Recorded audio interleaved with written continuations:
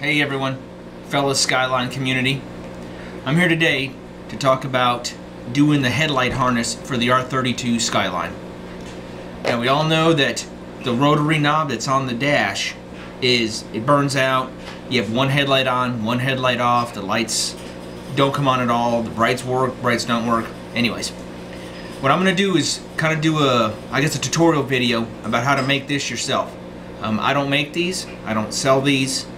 I just bought all the parts off of Amazon and then a company called Wire Barn. We'll zoom in on this later. Wire Barn, I got all my wiring from, all my connectors, my fuse holders. The only thing I didn't pick up from them was the relays that I'm going to use, which are waterproof relays. I got these off of Amazon. The actual plugs for the headlights themselves, again, I got these off of Amazon. And the diodes. I only need one of them. I had to buy a whole 100 pack, so I guess if you need some, you can hit me up. I got some heat shrink, soldering gun, a hot air gun for the heat shrink to mold of the wiring, and then I used 4 colors of wire.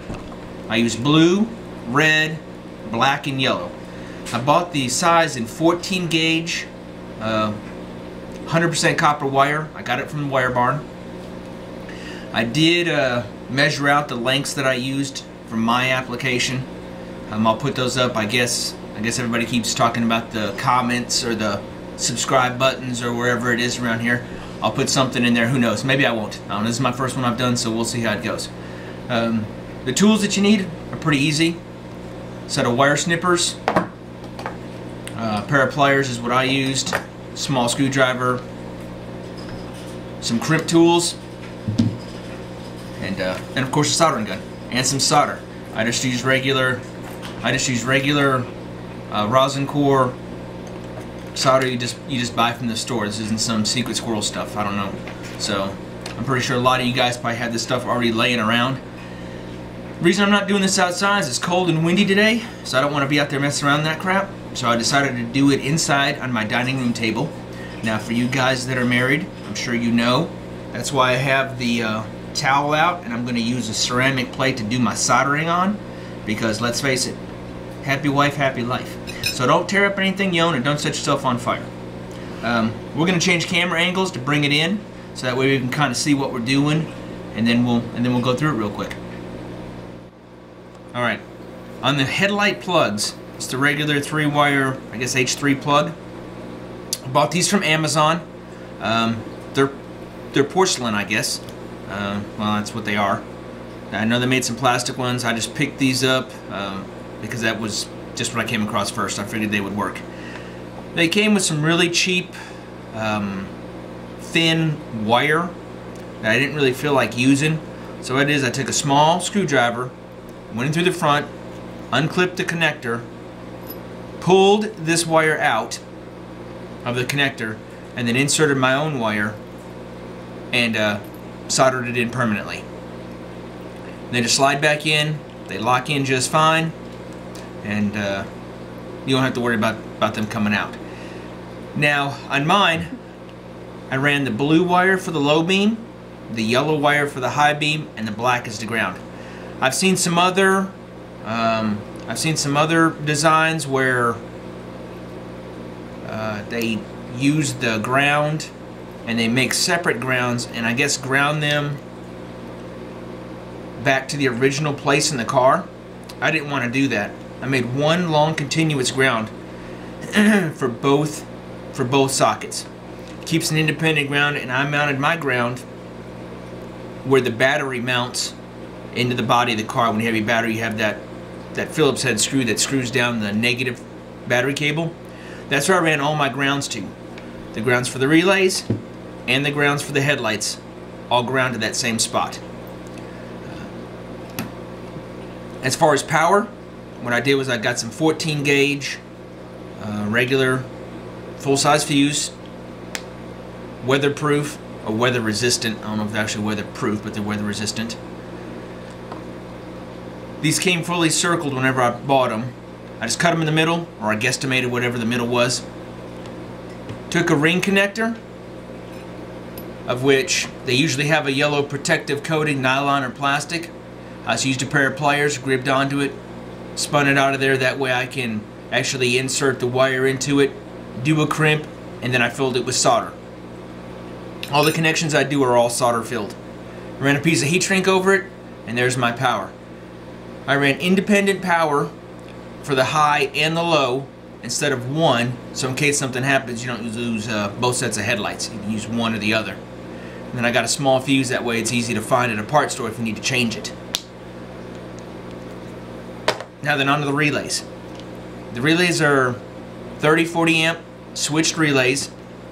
These came with a 5-wire when I originally got them. The 87 and 87A were the switch. The 87A was the constant, was hot when the relay was off, and then when the relay was activated it would flip to the 87 side. So on these here, they have a rubber gasket here, and then the relay is in the top. I have tested a regular Bosch style, just a regular unsealed relay. It pops right in here, so in the event that these relays ever fail, you can just put a regular relay right on it. But I figured since it was going in the engine bay, you'd want something that was at least weather tight. Like I said, these had the 5 wires that were sticking in them originally. What I did was I did the same thing, took my screwdriver, went inside, pressed the tab on the back here, pushed it through, and then pushed it out, so I have a 4-wire. Now these relays came with blue, yellow, white, black, and red. I wanted blue as my low and yellow as my high. So I went ahead and swapped the blue and the yellow on this relay here, so I'd have yellow. It just makes it easier. I think it makes it easier whenever you're putting it all together, so that way you know exactly what wire is going where. Of course, the relay is red is the constant. It goes to your power feed. Black is the ground. And this one, blue is to your low beams. White is to your trigger, which would be from your switch. We'll get into that later, because we're going to use a diode so that way you can run low beam and high beam at the same time. On all my connections, how I did them was I took the wire cutters, trimmed back a little piece of the sheath, pulled it off, and then I used regular splice connectors, except on the splice connectors, you know, usually they have a nylon or a plastic coating. And what I like to do with mine is I took wire dikes, cut the nylon or plastic coating off of them, and then pulled out the metal insert. And the reason I wanted to use the metal insert is because I didn't want to use just a regular crimp connector on there. I guess you could if you wanted to, it's up to you. But I like to crimp the wire on it and then flow solder through the actual crimp connector, put a piece of shrink tubing over it, and then heat shrink it down with a hot air dryer or cigarette lighter or whatever you have to work with at your shop. These are the crimp connectors that I used. I bought them from the Wire Barn. I have some other ones that are out in the garage too. I bought from local automotive places, but these were better priced, and I was ordering all this wire anyways because I ordered all this 14 gauge GXL wire, which is a different coating than a regular automotive wire. It has a heavier, I guess, a heavier jacket, so I think it looks better inside the engine bay. All the wires that I run, I use this, I guess this braided style wire loom that I run the wires in, and then I top it off with a zip tie or a piece of heat shrink at the end to kind of keep it together. I'm going to connect the power connectors for the relays, and there's 2 power wires, one for each relay that come down. I have 2 separate fuses for them. I've already soldered and heat shrinked on the terminal for the positive battery cable. I used a little zip tie to kind of hold it straight so it looks good. Now whenever you solder these together, you're not going to be able to get any type of covering on. You can use a split loom if you like. A lot of people use it, it looks okay. I like this this fabric braided type of loom. It's you can push it back and get it open and then slide it over the wire, and it protects it, makes it look kind of dressy. Once you cut it though, you're going to want to take a lighter and kind of burn the end of it. That way it stops it from fraying. Now what I did with this is I put the power wires together, that way they would be flat whenever I soldered them, but I slipped the loom over it and used a zip tie to hold it back, so that way it doesn't get too hot and melt when I'm soldering. And then the cover, to make it look good at each end, is some of this marine heat shrink that has like an adhesive in the inside of it. As it heats, it melts, gets real sticky. You want to slip on a couple pieces of that because you have a back piece and a front piece that'll be up here towards the front. And since you're making solder joints, remember you need to have some heat shrink to cover over the actual solder itself. So, and then to put it together, I use a couple of these little inserts that I cut out from the splice connector. Just kind of slip them on, and then I crimp them down, and then solder them. And depending on how you want to solder, whether you use a soldering gun or you use a pocket torch, is going to depend on how long it takes to do this. It's been taking a pretty long time using the soldering gun, but it gets it done. It just takes a little bit. Okay, I finished up soldering and wrapping the power wire of it. What I did was I took the relays and put them back to back and just used a zip tie to hold them here at the top. That way it keeps everything straight. I used a zip tie over the wire protector and then used some of that marine heat shrink to shrink it all together until it came out pretty good. I did the extension in here to make this long enough, and then here's the power connector. Next one I'm going to do will be the ground. I like to do it in this order of power, ground, then I hook up the plugs, and then I worry about the triggers.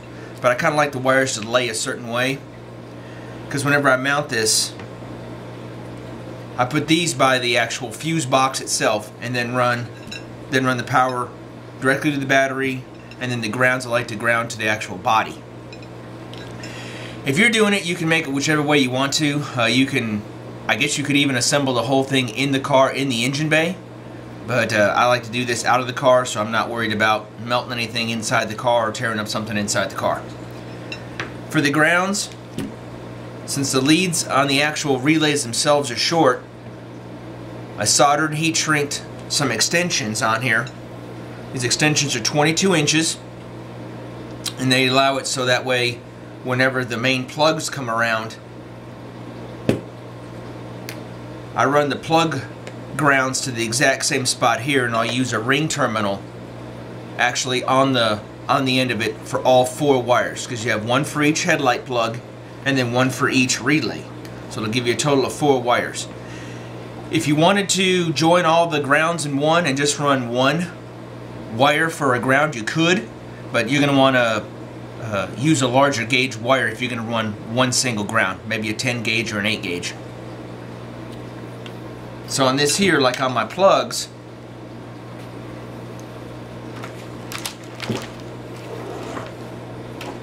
I have the regular plug that I fixed up earlier,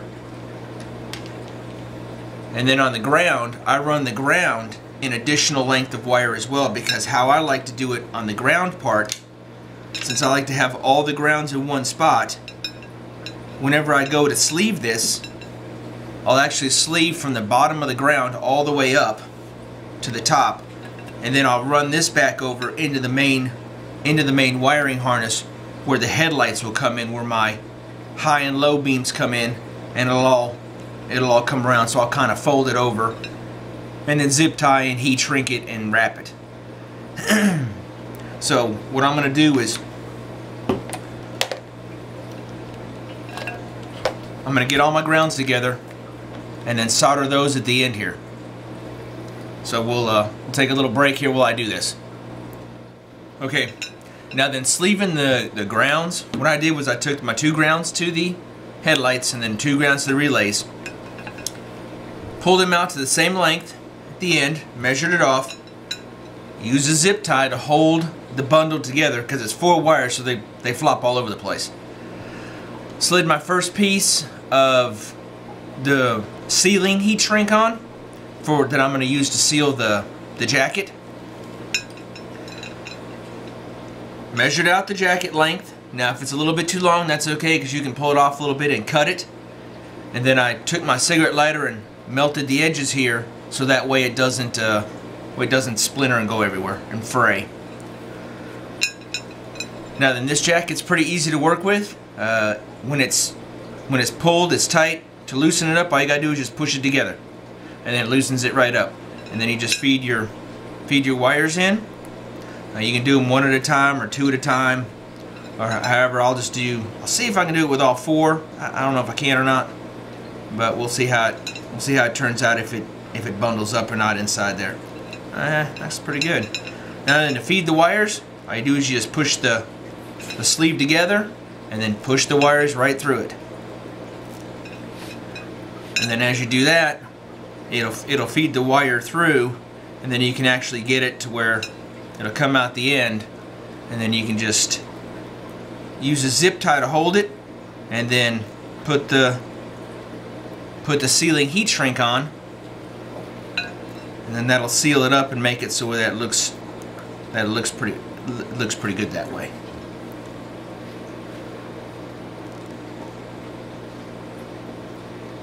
Alright, and there's all four pieces of it. And then for the end of it, because you are going to be soldering a connector, this ring terminal on the end of this, so you're going to have some heat in it. And what I always thought is that if it gets too hot, it'll actually melt this little nylon sleeve. So I just kind of pulled the sleeve all the way up. Take one of these handy dandy zip ties. Now the zip tie is only there to hold the sleeve from coming back down. It's not used to actually hold any of the wires yet. So I put it on there kind of loose, snug enough to where that it holds the sleeve, and then later on you just cut this off and then open the sleeve up. Now before you solder the ring terminal on, you're going to use your sealing heat shrink and slide that on, because that'll help give it the little decorative touch. Now then, as far as the wires go, what you'll do is you'll just strip off a ½ an inch or so of the sheath, and then use it. But I'm sure you can tell that the wires are not going to fit in to this, so you're going to need to open this up a little bit. And for that, I just use a pair of wire snippers, kind of grab a hold of the end of it and just give it a gentle pull to open up the end of it. And then once the wires are laid in, you can use a set of wire crimp tools and then crimp it around all four of your wires, and then hit it with the solder and then fill it. And then you can use the heat shrink to seal it all up, because it'll be just fine that way. You just take the ring terminal, put all four wires in there, crimped it up, and then just filled it with solder. I did put an additional piece of the self-sealing heat shrink on there, so that way we can see about keeping any water or anything out of that joint, which I don't think it really will, just because it's solder filled. I think it kind of adds like a little level of cleanness to it when it's all put together.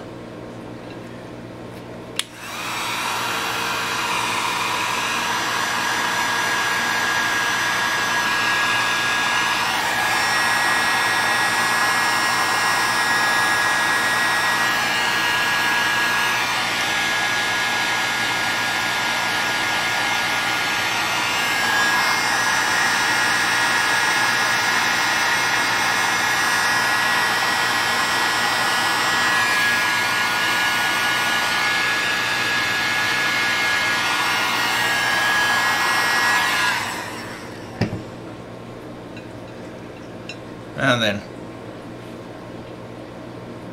that's not too bad. I kind of just tuck it in with my fingers, so that way it looks good.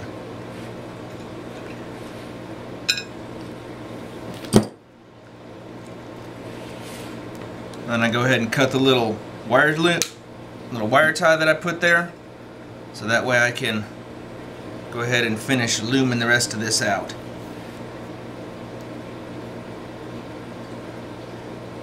Now then, I would let it cool off a little bit before you go trying to slide everything on it, because you don't want anything melting. Even though I've never had that happen, but there's no telling. I just put my heat shrink back over the loom. That way, whenever I go to tie it all down, kind of looks a little bit. Now then, this loom is kind of touchy. So there we go. Take one of these little, I guess, 3-inch zip ties. I like to face the bottom of my zip ties at the bottom. You can place it wherever you want to. It's neither here nor there. Pull it good and tight. Cut off the end. Slide the piece of heat shrink back over it. Maybe. Push that down in there.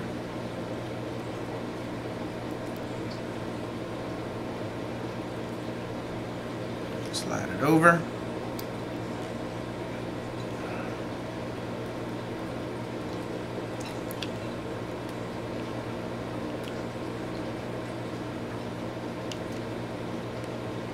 Now then, it's up to you how far you want to have it overlap. I do that about there. Now then, when you're heating this heat shrink that is next to this braided cover, don't put a whole bunch of heat at the bottom, because it can melt this cover off. Usually I'll start with the top.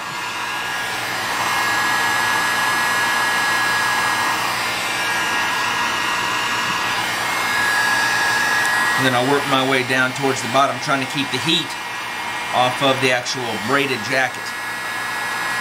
Because it's all going to stick together anyways, so it's not going to matter.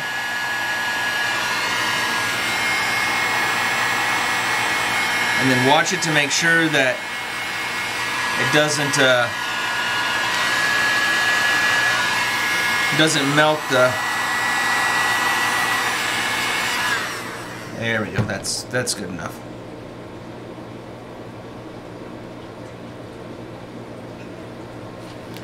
And then there it is. It's got the little jacket. It's all sealed up, all ready to go. And then now you just repeat the exact same thing for the other end of it, and then you'll have a nice jacketed ground wire. Okay, I'm back. Finished up the ground. As you can see, it's all nice and tidy. But now here's a mistake that I made. I'm not above admitting it. I had already completed the grounds for the headlight sockets. So whenever I loomed this and soldered all the grounds together into the main connector, I essentially made it to where I couldn't loom the headlights. So I went ahead and had to cut the ground, but there's plenty of ground left. So that way I can go ahead and loom the headlight parts of it, and then solder all those up. So that's a little side note. If you're going to do this, either connect the grounds later on or loom everything before you loom the ground. I don't know, this is my second one that I've done. I'm kind of working around in a different way. It's a little bit slower because I'm having to take breaks and decide what I'm going to film and what not. Because if I decide to film it all, it'd take 5 hours. So what I'm going to do is I'm going to cut out, and I'm going to loom the headlight sides. Go ahead and connect my yellows from both sides of the yellow, and then my blue sides to the blue for low and high beam. So essentially after that, the whole entire harness will be completed, except the triggers wires, which we'll discuss that later, because we're going to be using a diode, so that way you can run one dedicated relay for the lows and one dedicated relay for the highs. But we'll do that after I solder this up and lume it. Luming it's the exact same way. You know, you use the heat shrink, slide on the wire loom, do a zip tie, heat shrink it, and that's it. It's all the same. It's all the same. Once you've done it on the positive and negative, you won't have a problem doing it anywhere else. Now then, I didn't think about this before, but whenever you're hooking up the actual lights themselves, I mark the yellow as the high beam and the blue as the low beam. So you just take both yellows, and I used a number, I guess a number 10, or for the 10 gauge, 12 gauge, the larger butt connector lug. And that's what I'm going to use to join these two, because the two 14 gauges fit in here. And then the wire, the reason I didn't bother upgrading the wire from the relay itself is it's actually a 12 gauge wire. So, and it's only going to go 3 or 4 inches before it breaks off into the two 14s. So I don't see there'll be a problem with voltage drop, because you do have a larger wire that's feeding 2 smaller wires. So what I'm going to do is I'm going to use a whole piece of the marine heat shrink again, put it over the high beams, and then I'll just join it together with a lug, and then of course solder it together and then heat shrink it. I've already got my loom pulled up for my headlight harness, so once it's all done for the blue and the yellow, I can go ahead and cover it with the loom, trim the loom back as I need to, and then heat shrink it all down and tie it up. So what I'm going to do now is go ahead and join the low beam and the high beam to the low beam and high beam relays. Now, I have seen some people, or some different wiring, where they use the low beam for just the low beams, the 2 lows, and then on their high beam, they daisy chain it to all 4 lights. I don't know if that'll work. I've never tried it myself. But I kind of think that if you daisy chain it all together, the electricity is going to go forward and back no matter what. It doesn't know a path. So if you daisy chain it all together, it doesn't matter if you use the low beam or the high beam, it's going to light all 4 bulbs because they're all connected with a piece of wire. And which is why whenever we do the actual trigger, we'll use a diode in it to prevent any backflow of electricity. I guess you could use one relay to run all 4 lights, but then you're going to have to wire in diodes to prevent the backflow of electricity lighting up the circuit on the low beam. Back here, as you can see, both lows, the crimp connector in the middle, and then flowed with solder to the low beam, and same thing with the high beam. That way it's all connected. Now all we have to do is slide up the sealing heat shrink over it, and then we can heat shrink that down, and you'll have your low and highs already connected, ready to go. Now then, some advice: let this cool down before you get touching it, because stuff gets pretty hot.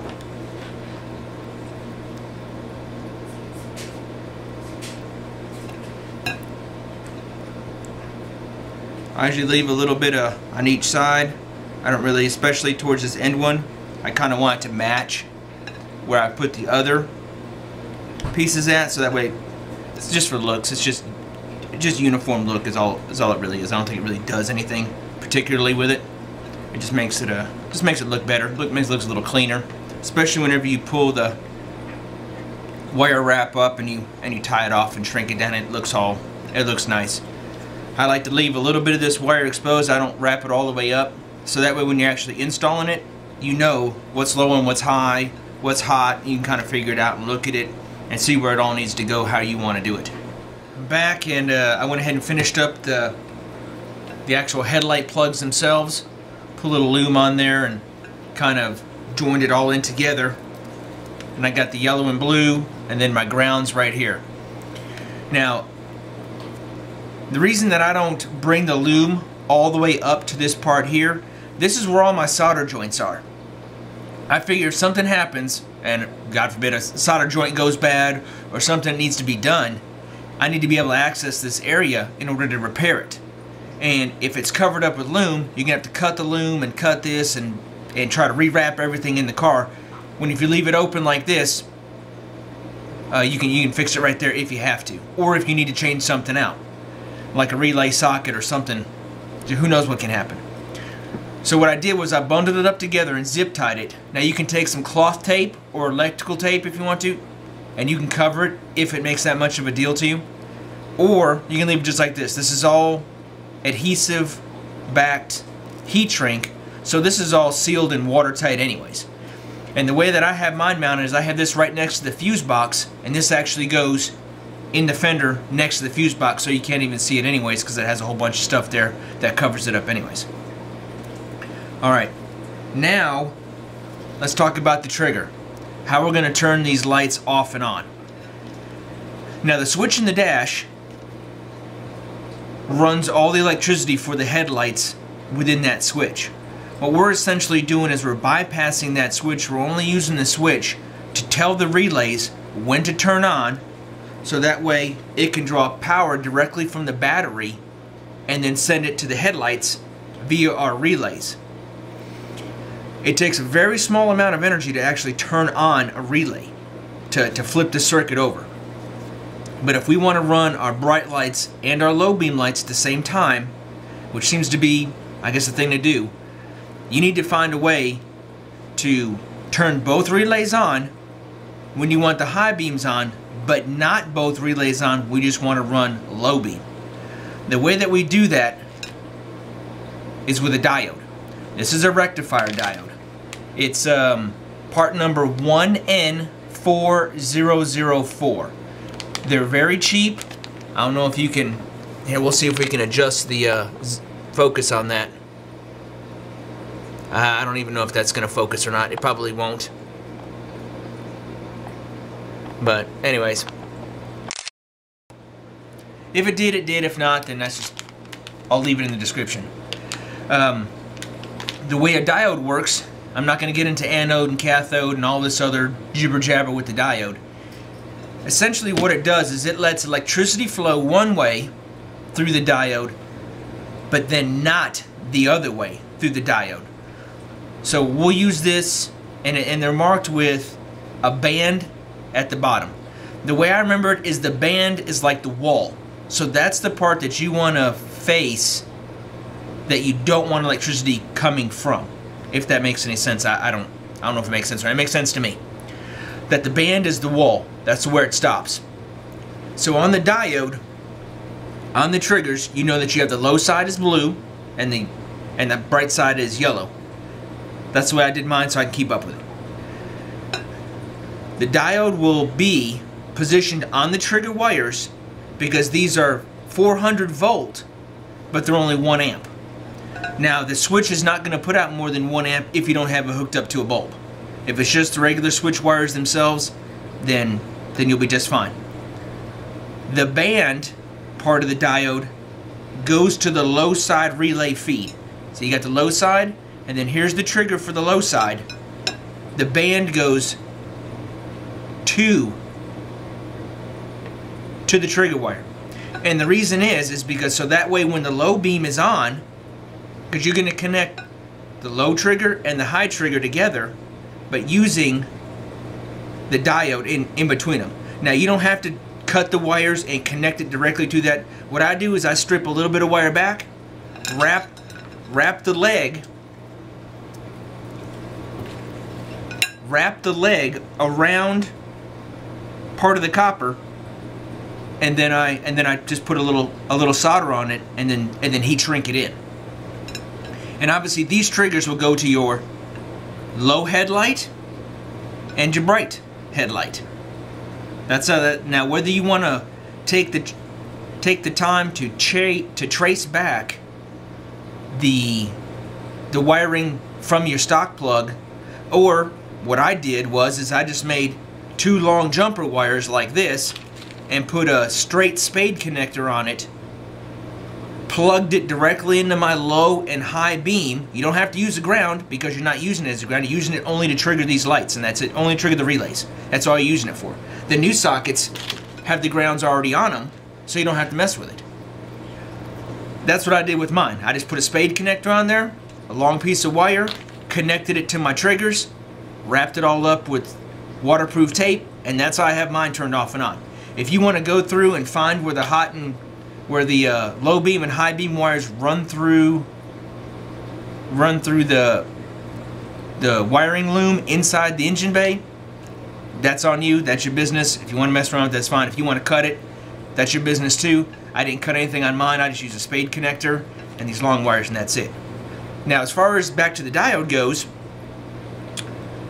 when you connect the diode to your low and high triggers, it will make it so that when you turn the low beam on, the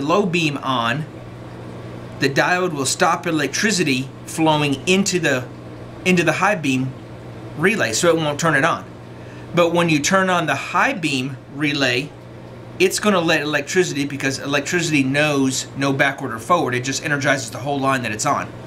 The diode will let electricity go back into the low side, thus turning on the low beam and the high beam. Now, without it, I guess I've seen some where you can run the high beam to all four and this and that, but really this little bitty diode does the trick just fine. And it's rated for 400 volts at 1 amp, so I don't ever foresee it burning out or anything like that. As long as you don't run it on the actual power wires themselves, which we're not. We're using the trigger wire, which is very, very low voltage. So I'm going to go ahead and assemble this real quick and show you where I'm going to put the diode. If you want to put it someplace different, knock yourself out. But this is where I'm going to put it, and then we'll come back and I'll show you how it looks. Okay, now you can see how I have it hooked up. I have the striped side of the diode on the low side, which is the blue, and then I have the other side of the diode on the yellow side, which is the high side. It's easy to keep up with because the same color of your relays for low beam and high beam, and that's how I do it. Now I have this spaced apart right now because I have the crimp connectors in, and I'm going to run some solder through them, and then I'm going to use a piece of heat shrink here that I've kind of already pulled on the wire. I'll slide another piece for this side here, and then I'll cap it off with a piece of the marine heat shrink, the self-sealing. I'll run it over the whole entire joint and seal the whole joint in one. So that should keep everything good to go. But that's how I do it, so that way you can run low beam and high beam at the same time. These have some legs on them, so they're plenty long enough to get in wherever you want to. And then I have the low and high side trigger wires that I'm just going to leave open, because the guy that's actually getting this harness, he doesn't know how he wants to hook it up yet, so I'm just leaving him open, and then he'll do with it whatever he wants to do with it. Okay, diode is wrapped up, it's heat shrunk in, and then here's your trigger wires. Blue for low beam, yellow for high beam. It goes right here to the relay, and then from the relay out, feeds the harness. You got your power. You have your power right here. You have your whole ground connector here, which grounds everything. And then you've got the wires that lead to the headlight plug. This replaces the entire factory setup that's in there. The only thing that you have to run, that you have to keep if you absolutely want to, is a place to hook up the triggers, if you want to use the factory sockets to hook up the triggers. If you don't want to use the factory sockets, you can cut all that off and cut it all the way up as far as you want to, until you find where you want to mount the trigger wires. And then that'll be it. Like I said, this is really my design. I know it can be done other ways.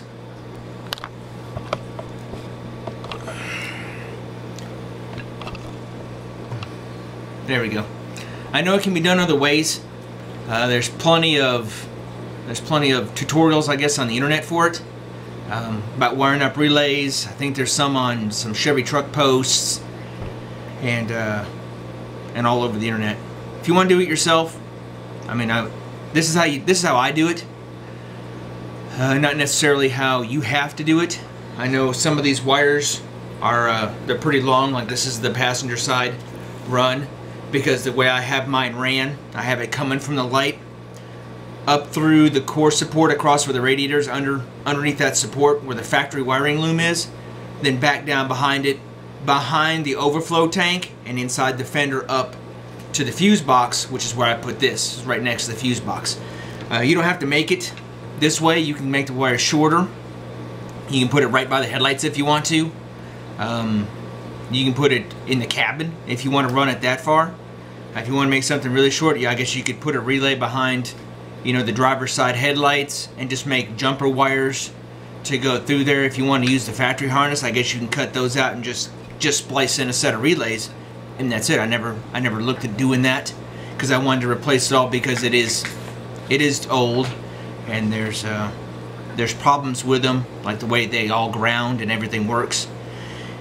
And this is not a be-all, end-all, fix-all for everything.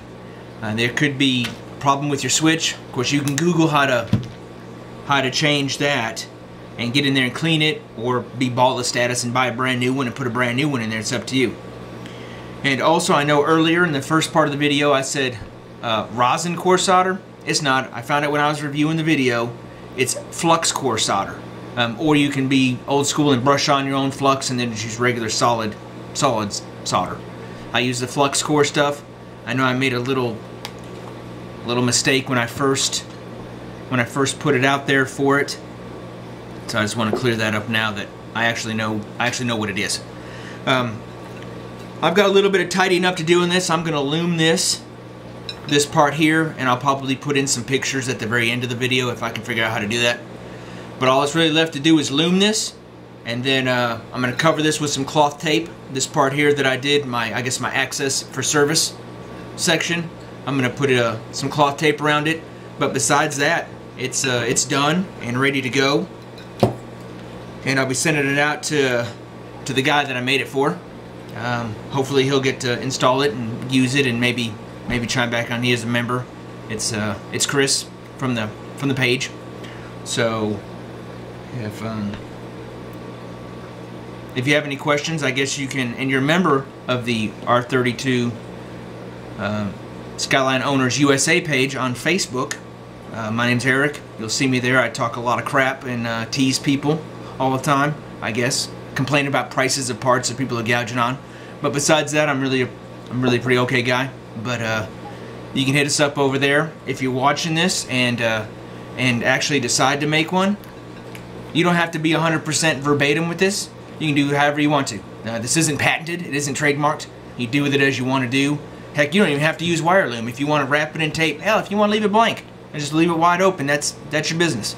I just hope it maybe cleared some questions up, and maybe someone else, maybe give a little bit of inspiration for someone else to try it.